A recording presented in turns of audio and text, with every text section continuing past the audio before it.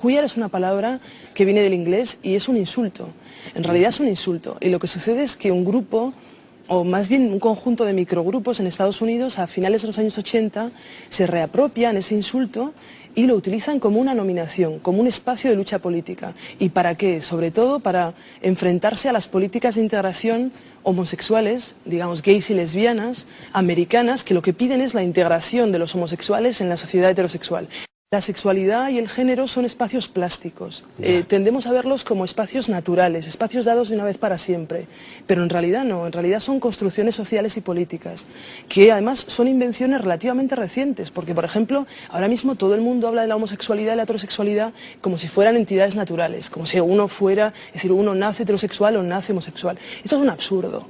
Estas son entidades que se inventaron a finales del siglo XIX, por la medicina del siglo XIX y sobre todo para normalizar la heterosexualidad y para patologizar la homosexualidad. Es decir, de alguna manera se crearon para regular el sistema que une sexo y reproducción en el capital.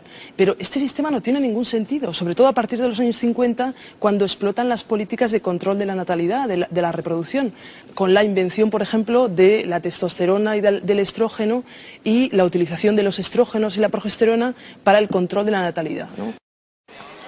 Cuando nacemos, el proceso de asignación sexual no se lleva a cabo haciendo un análisis cromosómico, un análisis genético.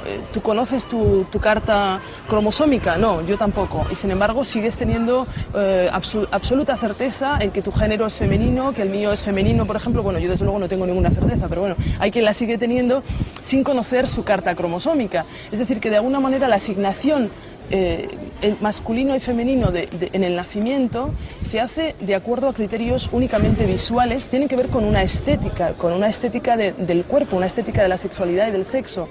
El sexo, a partir del siglo XVII, se convierte en un objeto del poder, en un objeto de normalización de la sociedad, en un objeto de técnica política. Aparecen, por ejemplo, las identidades sexuales que no existían hasta entonces, es decir, la aparición de la heterosexualidad y de la homosexualidad como identidades sexuales normales o perversas es una invención de la modernidad.